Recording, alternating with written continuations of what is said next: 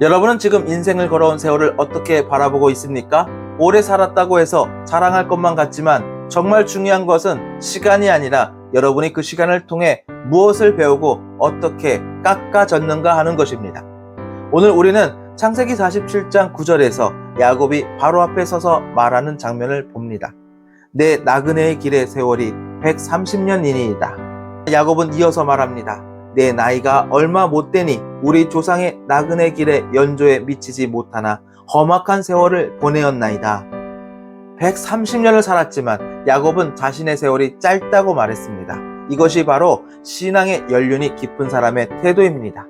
나이를 먹었다고 우쭐거리는 것이 아니라 더욱 고개를 숙이는 겸손, 그것이 진짜 신앙의 증거입니다. 벼는 익을수록 고개를 숙인다는 세상의 진리도 하나님 앞에서는 더욱 빛납니다. 마태복음 18장 4절은 말합니다. 그러므로 누구든지 이 어린아이와 같이 자기를 낮추는 사람이 천국에서 큰 자니라. 신앙은 높아지는 것이 아닙니다. 신앙은 자꾸만 낮아지는 것입니다. 오래 믿었다고 해서 대접받으려 들지 마십시오. 로마서 12장 16절은 스스로 지혜 있는 채 하지 말라라고 경고합니다. 야고보서 4장 10절은 주 앞에서 낮추라, 그리하면 주께서 너희를 높이시리라 라고 약속합니다. 베드로전서 5장 6절 또한 외칩니다. 그러므로 하나님의 능하신 손 아래서 겸손하라, 때가 되면 너희를 높이시리라.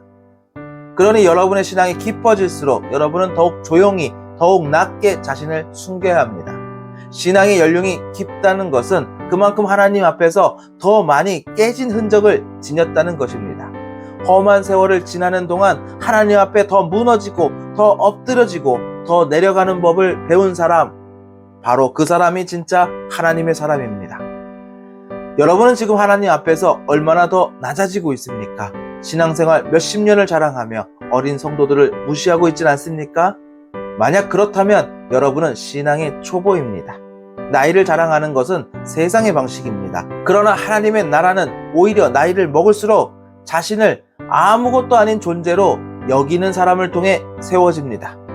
이사야 41장 10절을 기억하십시오. 두려워 말라, 내가 너와 함께함이라. 놀라지 말라, 나는 내 하나님이 됨이라. 내가 너를 굳세게 하리라. 참으로 너를 도와주리라. 참으로 나의 의로운 오른손으로 너를 붙들리라. 하나님은 여러분이 약할 때 강하게 하시며 낮아질 때 들어올리십니다. 오늘 여러분은 결단해야 합니다. 나의 세월을 자랑하는 자가 될 것인가, 아니면 그 세월 속에서 하나님을 더 깊이 알아 낮아지는 자가 될 것인가. 기억하십시오. 이근곡식은 스스로를 드러내지 않고 조용히 머리를 숙입니다. 여러분의 신앙이 지금 어디를 향하고 있는지 정직하게 돌아보십시오. 오래 믿었다는 말이 여러분을 높이는 면허증이 되어서는 안 됩니다. 오히려 오래 믿었기에 더 낮아지고 더 사랑하고 더 용서하며 더 희생하는 자리로 나아가야 합니다. 주님 앞에 오래 서 있었던 침례 요한처럼 그는 흥하여야 하겠고 나는 쇠하여야 하리라 라는 고백이 여러분의 입술에도 울려 퍼져야 합니다. 시간이 여러분을 강하게 만드는 것이 아니라 시간이 여러분을 더욱 부드럽고 온유하게 만들어야 했던 것입니다. 만약 그렇지 않다면 여러분은 아직 하나님 앞에서 연단이 필요한 사람입니다. 지금이라도 늦지 않았습니다. 하나님 앞에 무릎을 꿇으십시오. 주여, 내 신앙의 세월이 나를 높이게 하지 마시고 오히려 나를 낮추게 하옵소서. 주님께만 영광을 돌리게 하옵소서. 이것이 진정한 믿음의 길입니다. 두 번째는 주님과 함께라면 험한 길도 기쁨으로 걸을 수 있습니다. 여러분은 지금 걸어가고 있는 인생의 길을 어떻게 느끼고 있습니까? 고난이 많다고 원망하고 있지는 않습니까? 지금 겪고 있는 이 험악한 세월이 여러분의 실패가 아니라는 사실을 알고 있습니까? 오늘 창세기 47장 9절에서 야곱은 그의 인생을 돌아보며 험악한 세월을 보냈다고 고백합니다. 그러나 그는 불평하거나 한탄하지 않았습니다. 오히려 그는 그 험한 세월을 지나 여기까지 오게 하신 하나님의 손길을 인정했습니다. 여러분은 기억해야 합니다. 하나님과 함께하는 인생이라고 해서 결코 평탄하기만 하리라는 보장은 없습니다. 하나님께 붙잡힌 자들의 길은 세상 누구보다도 더 험하고 거칠고 외롭습니다. 요셉도 그랬습니다. 다윗도 그랬습니다. 바울도 그랬습니다. 돌로 치는 것과 톱으로 켜는 것과 시험과 칼로 죽임을 당하고 양과 염소의 가죽을 입고 유리하여 궁핍과 환난과 확대를 받았으니 왜 작은 시련에도 좌절하고 포기하려 합니까? 하나님의 사람은 길이 평탄해서 믿음을 지키는 것이 아닙니다. 하나님의 사람은 길이 험해도 주님과 동행하기 때문에 끝까지 걷는 사람입니다. 로마서 5장 3절에서 4절은 이렇게 외칩니다. 다만 이뿐 아니라 우리가 환난 중에도 즐거워하나니 이는 환난은 인내를, 인내는 연단을, 연단은 소망을 이루는 줄 알미로다. 환난 중에 즐거워할 수 있습니까? 오늘 이 말씀을 듣고도 여러분이 여전히 탄식만 한다면 여러분은 복음의 비밀을 아직 모르는 것입니다. 야곱은 험악한 세월을 지나면서도 하나님을 원망하지 않았습니다. 왜냐하면 그는 알았기 때문입니다. 그 험한 길 가운데에도 하나님은 단 한 번도 자신을 버리지 않으셨다는 것을. 이사야 43장 2절은 이렇게 약속합니다. 내가 물 가운데로 지날 때에 내가 너와 함께 할 것이다. 강을 건널 때 물이 너를 침몰하지 못할 것이며 내가 불 가운데로 지날 때에 타지도 아니할 것이요 불꽃이 너를 사르지도 못하리니. 여러분이 걸어가는 이 길이 지금 물이 넘치고 불꽃이 타오르고 바람이 몰아쳐도 두려워하지 마십시오. 그것은 여러분이 잘못된 길에 있다는 증거가 아니라 오히려 하나님이 여러분을 더욱 강하고 정결한 사람으로 만들고 계신다는 증거입니다. 야고보서 1장 2절에서 3절은 말합니다. 내 형제들아 너희가 여러 가지 시험을 당하거든 온전히 기쁘게 여기라. 이는 너희 믿음의 시련이 인내를 만들어내는 줄 너희가 알미라. 여러분의 고난은 헛되지 않습니다. 여러분의 아픔은 의미가 있습니다. 여러분이 지금 흘리고 있는 눈물, 겪고 있는 외로움, 포기하고 싶은 이 싸움 모두가 여러분을 연단하여 하나님 앞에 더욱 합당한 사람으로 세우려는 하나님의 계획입니다. 그러니 오늘 힘들다고, 지친다고, 외롭다고 멈추지 마십시오. 오히려 주님과 함께라면 험한 길조차도 기쁨으로 걸을 수 있다고 고백하십시오. 로마서 8장 17절은 말합니다. 자녀이면 또한 상속자 곧 하나님의 상속자여 그리스도와 함께한 상속자니 우리가 그와 함께 영광을 받기 위하여 고난도 함께 받아야 할 것이니라. 여러분은 결코 혼자가 아닙니다. 주님이 함께 걸으십니다. 주님이 여러분의 눈물을 닦으십니다. 주님이 여러분의 손을 잡으십니다. 지금 이 순간에도 세상의 눈에는 보이지 않지만 하나님의 손이 여러분을 부드럽게 붙들고 있습니다. 그러니 힘을 내십시오. 포기하지 마십시오. 좌절하지 마십시오. 주님과 함께라면 이 험난한 길도 결국 여러분을 영원한 승리로 이끌 것입니다. 여러분의 인생이 험하다고 불평하지 말고 험하기 때문에 더욱 주님을 붙드십시오. 험하기 때문에 더욱 주님을 찬양하십시오. 험하기 때문에 더욱 주님을 사랑하십시오. 이것이 바로 진짜 신앙입니다.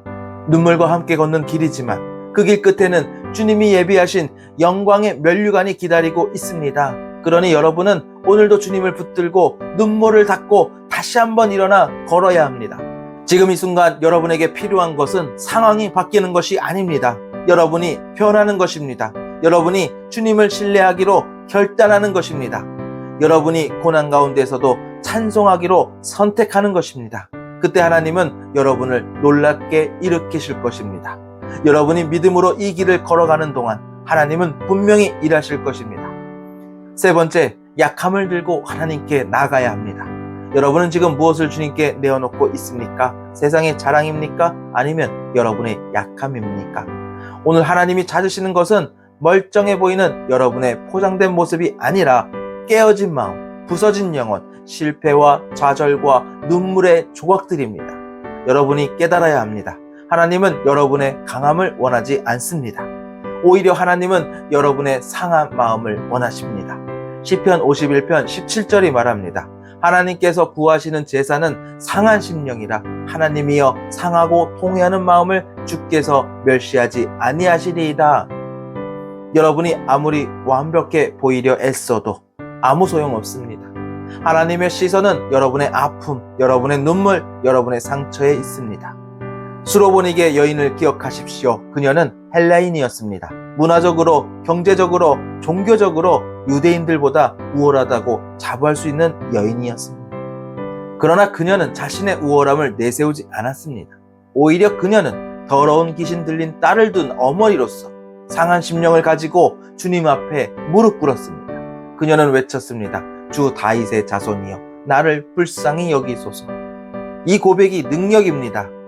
여러분이 약함을 자랑할 때 하나님은 그곳에 은혜를 부어주십니다. 고린도후서 12장 9절에서 주님은 바울에게 말씀하십니다. 내 은혜가 내게 족하도다. 이는 내 능력이 약한 데서 온전하여짐이라 하신지라. 그러므로 도리어 크게 기뻐함으로 나의 여러 약한 것들에 대하여 자랑하리니 이는 그리스도의 능력이 내게 머물게 하려 함이라. 약한 데서 온전하여진다? 이 말이 믿어집니까? 그러나 이것이 복음의 비밀입니다. 여러분이 강한 척할 때 하나님은 멀어지십니다. 그러나 여러분이 약함을 인정하고 나아올 때 그 자리에 하나님의 능력이 불붙습니다. 그러니 더 이상 괜찮은 척하지 마십시오. 상처 없는 척하지 마십시오. 아픈데 아프지 않은 척하지 마십시오. 여러분의 인생이 부서져 있다면 그 부서진 조각들을 그대로 들고 주님께 나아오십시오. 애써 아름답게 포장하지 말고 부끄러운 채로 초라한 채로 눈물 흘리며 부들부들 떨리는 손으로 주님 앞에 여러분의 모든 것을 내려놓으십시오. 한나를 보십시오. 그는 사무엘상 1장 10절에서 한나가 마음이 괴로워서 여호와께 기도하고 통곡하며 라고 했습니다. 여러분이 지금 울고 있다면 축하합니다. 여러분의 눈물은 헛되지 않습니다. 여러분의 고통은 헛되지 않습니다. 하나님은 상한 심령을 절대 외면하지 않으십니다. 여러분의 찢겨진 마음 위에 하나님의 치유가 부어질 것입니다. 그래서 지금 주님 앞에 솔직하게 아파야 합니다. 주여 나는 약합니다. 나는 무너졌습니다. 나는 스스로 설 수 없습니다. 이렇게 고백할 때 하늘문이 열리고 하나님의 강한 손이 여러분을 일으킬 것입니다. 지금 이 순간 하나님은 여러분이 강하길 원하지 않습니다. 오히려 여러분이 인정하기를 원합니다. 나는 아무것도 아닙니다. 오직 주님만이 내 생명의 힘입니다. 로마서 8장 26절은 말합니다. 이와 같이 성령도 우리의 연약함을 도우시나니 우리는 마땅히 기도할 바를 알지 못하나 오직 성령이 말할 수 없는 탄식으로 우리를 위하여 친히 간구하시느니라. 연약함이 문제입니까? 아닙니다. 연약함을 포장하려는 교만이 문제입니다. 연약함은 오히려 성령님이 여러분 안에 충만하게 일하시는 축복의 통로가 됩니다. 그러니 두려워하지 마십시오. 실패했다고, 무너졌다고, 끝났다고 착각하지 마십시오. 하나님은 실패 위에 새 일을 행하십니다. 하나님은 깨어진 그릇 위에 영광을 채우십니다. 여러분이 오늘 주님께 드려야 할 가장 귀한 예물은 업적이나 성과가 아닙니다. 바로 상한 심령입니다. 깨어진 영혼입니다. 무너진 마음입니다. 그래서 오늘 여러분에게 묻습니다. 여러분은 지금 무엇을 주님께 드리고 있습니까? 겉으로 보기 좋은 성공입니까? 아니면 부끄럽고 초라한 실패입니까? 하나님은 여러분의 실패를 더 기뻐 받으십니다. 왜냐하면 거기에 진짜 회개가 있기 때문입니다. 거기에 진짜 사랑이 있기 때문입니다. 거기에 진짜 믿음이 있기 때문입니다. 그러니 오늘 이 순간 주님께 여러분의 깨어진 마음을 드리십시오. 여러분의 약함을 포기하지 말고 오히려 그 약함을 붙들고 주님께 나아가십시오. 그리고 이렇게 고백하십시오. 주여 나를 불쌍히 여기소서. 나를 일으켜 주옵소서. 그러면 여러분은 보게 될 것입니다. 상한 심령을 붙드신 하나님께서 여러분을 다시 일으키는 기적을. 네 번째는 주여 올소이다 라고 고백하는 것입니다. 여러분은 하나님께 주여 올소이다 라고 진심으로 고백해 본 적 있습니까? 아니 지금 여러분은 하나님 앞에서 무슨 말을 하고 있습니까? 따지고 있습니까? 불평하고 있습니까? 아니면 이해되지 않아도 주여 옳습니다 라고 고백하고 있습니까? 수로보닉의 여인은 주님께서 던진 냉혹하고 모욕적인 말씀 앞에서 조금도 토를 달지 않았습니다. 오히려 그녀는 전심으로 주여 옳소이다 라고 고백했습니다. 이 고백은 단순한 동의가 아닙니다. 영혼을 흔드는 복종입니다. 토기장이신 하나님 앞에서 진흙처럼 완전히 엎드리는 것입니다. 여러분은 알아야 합니다. 진짜 믿음은 하나님을 논리적으로 설득하는 데서 나오는 것이 아닙니다. 진짜 믿음은 하나님께 논쟁 없이 순복하는 데서 피어납니다. 하나님께서 이해되지 않은 길로 인도하실 때, 하나님께서 설명 없이 기다리게 하실 때 여러분은 무엇을 선택할 것입니까? 토달고 원망하며 주님을 멀리할 것입니까? 아니면 주여 올소이다 라고 고백하며 다시 무릎 꿇을 것입니까? 지금 이 순간에도 수많은 영혼들이 고난 속에서 외치고 있습니다. 하나님 왜 저를 이렇게 버리십니까? 왜 제 기도를 듣지 않으십니까? 그러나 기억하십시오. 하나님은 한 번도 여러분을 버린 적이 없습니다. 이사야 41장 10절이 선포합니다. 두려워하지 말라. 내가 너와 함께함이라. 놀라지 말라. 나는 내 하나님이 됨이라. 내가 너를 굳세게 하리라. 참으로 너를 도와주리라. 참으로 나의 의로운 오른손으로 너를 붙들리라. 여러분이 느끼든 못 느끼든 하나님은 여러분을 붙들고 계십니다. 문제는 여러분의 태도입니다. 주님의 뜻이 내 뜻과 다를 때, 내가 기도한 방향과 다르게 일이 흘러갈 때 여러분은 무엇을 말해야 합니까? 주여 올소이다. 이것이 믿음입니다. 아브라함도 이 고백을 했습니다. 하나님께서 이삭을 번제로 바치라고 명령했을 때 아브라함은 따지지 않았습니다. 그는 묻지 않았습니다. 그는 의심하지 않았습니다. 그는 오직 주여 올소이다 라고 말하며 순종했습니다.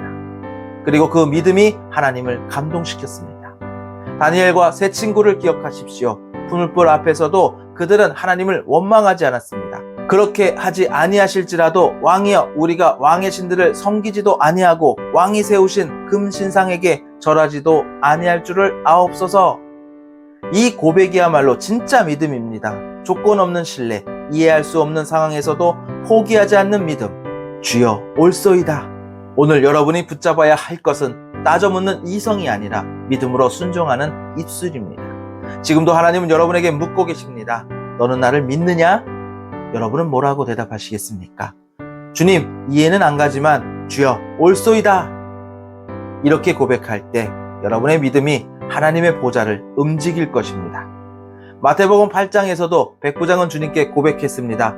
백부장이 대답하여 이르되 주여 내 집에 들어오심을 나는 감당하지 못하겠사오니 다만 말씀으로만 하옵소서. 그러면 내 하인이 낫겠사옵나이다. 그리고 예수님은 그를 향해 놀라며 말씀하셨습니다. 예수께서 들으시고 놀랍게 여겨 따르는 자들에게 이르시되 내가 진실로 너희에게 이르노니 이스라엘 중 아무에게서도 이만한 믿음을 보지 못하였노라. 하나님은 따지는 사람을 찾지 않으십니다. 믿는 사람을 찾으십니다. 설명을 구하는 사람을 찾지 않으십니다. 순종하는 사람을 찾으십니다. 오늘 여러분은 어떤 사람입니까? 지금도 하나님께 수백 가지 질문을 던지며 여러분이 원하는 답을 기다리고 있습니까? 아니면 설명이 없어도 믿겠다고 결단하고 있습니까? 주여 올소이다. 이 단어가 여러분의 인생을 바꿀 수 있습니다. 하나님을 이해하려 하지 말고 하나님을 신뢰하십시오. 그분은 토기장이요 우리는 진흙입니다. 이 사람아 내가 누구이기에 감히 하나님께 반문하느냐? 지음을 받은 물건이 지은 자에게 어찌 나를 이같이 만들었느냐 말하겠느냐? 토기장이가 진흙 한 덩이로 하나는 귀 쓸 그릇을 하나는 천이 쓸 그릇을 만들 권한이 없느냐? 진흙이 토기장이에게 왜 이렇게 빚느냐고 항의할 수 없습니다. 진짜 자유는 하나님의 손에 자신을 온전히 맡길 때 찾아옵니다. 오늘 이 시간 여러분의 모든 의문, 모든 억울함, 모든 상처를 내려놓고 조용히 고백하십시오. 주여 올소이다. 그러면 여러분은 놀라운 것을 보게 될 것입니다. 설명보다 더 큰 하나님의 역사를, 계획보다 더 완전한 하나님의 인도하심을 그리고 마침내 알게 될 것입니다. 하나님의 길이 항상 선하고 완전하다는 것을. 그러니 주저하지 마십시오. 두려워하지 마십시오. 지금 이 순간 믿음으로 이렇게 고백하십시오. 주여 올소이다. 다섯 번째는 험악한 세월 속에서도 주님과 동행하는 사람입니다. 여러분의 인생이 지금 험악하고 버거우며 지옥 같은 시간을 지나고 있습니까? 그렇다면 여러분은 바로 야곱의 심정을 이해할 수 있을 것입니다. 야곱은 바로 앞에서 고백했습니다. 야곱이 바로에게 아뢰되 내 나그네 길의 세월이 130년이니이다. 내 나이가 얼마 못 되니 우리 조상의 나그네 길의 연조에 미치지 못하나 험악한 세월을 보내었나이다 하고 인생이 결코 녹록지 않았던 것입니다. 그러니 주목하십시오. 그는 험악한 세월을 보내었지만 한 번도 하나님을 떠난 적이 없습니다. 그는 늘 주님과 동행했습니다. 여러분에게 묻습니다. 지금 여러분이 겪고 있는 고통, 좌절, 실패, 상실 그 모든 것 가운데서 여러분은 여전히 주님과 함께 걸어가고 있습니까? 아니면 눈앞에 어려움에 휩쓸려 하나님을 향한 믿음을 잃어버렸습니까? 기억하십시오. 하나님의 사람들은 모두 험악한 세월을 지나야 했습니다. 아브라함도, 다윗도, 요셉도, 바울도 그들은 모두 눈물로 길을 걸었습니다. 그러나 그 눈물 속에서도 하나님은 함께 하셨습니다. 이사야 43장 2절은 약속합니다. 내가 물 가운데로 지날 때 내가 너와 함께 할 것이다. 강을 건널 때 물이 너를 침몰하지 못할 것이며 내가 불 가운데로 지날 때 타지도 아니할 것이요 불꽃이 너를 사르지도 못하리니. 여러분이 불 가운데로 걸어갈 때도 하나님은 결코 여러분을 버리지 않습니다. 문제는 여러분이 주님과 여전히 길을 걸어갈 것인가입니다. 여러분이 주님과 동행한다면 험악한 세월도 더 이상 두렵지 않습니다. 로마서 5장 3절에서 4절은 말합니다. 다만 이뿐 아니라 우리가 환난 중에도 즐거워하나니 이는 환난은 인내를, 인내는 연단을, 연단은 소망을 이루는 줄 알미로다. 환난은 결코 여러분을 파멸시키기 위해 오는 것이 아닙니다. 환난은 여러분을 깎아내고 연단하고 단단한 믿음의 사람으로 세우기 위해 주어지는 것입니다. 여러분은 깨어 있어야 합니다. 여러분의 고난을 불평으로 채우지 마십시오. 오히려 고난 한가운데서 하나님을 찬양하십시오. 여러분의 눈물 속에는 하나님의 손길이 있습니다. 여러분의 고통 속에는 하나님의 숨결이 있습니다. 하나님은 여러분을 버리신 것이 아닙니다. 하나님은 지금도 여러분을 빚고 계신 것입니다. 여러분의 영혼을 단단하게, 깨끗하게, 순결하게 만들고 계십니다. 지금 이 험악한 세월이 없었다면 여러분은 결코 알지 못했을 것입니다. 하나님의 신실하심을, 하나님의 인자하심을, 하나님의 절대적인 사랑을 그러므로 지금 당장 결단하십시오. 나는 이 험악한 세월 속에서도 주님과 동행하겠다. 어떤 눈물이 쏟아져도, 어떤 배신을 당해도, 어떤 실패가 덮쳐도 나는 주님을 놓지 않겠다. 지금 이 고난은 지나갑니다. 그리고 주님과 함께한 여러분의 믿음은 영원히 남을 것입니다.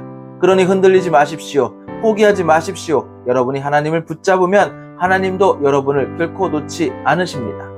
오늘도 여러분은 선택해야 합니다. 고난 속에서 무너질 것인가 아니면 고난 속에서 주님을 더 깊이 붙들 것인가. 오늘 여러분이 택해야 할 길은 단 하나입니다. 주님과 동행하는 것입니다. 그 길은 좁고 험난하지만 결국 생명으로 인도하는 길입니다. 그리고 반드시 기억하십시오.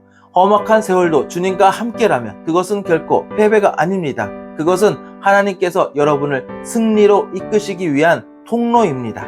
지금 이 순간에도 주님은 여러분과 함께 걷고 계십니다.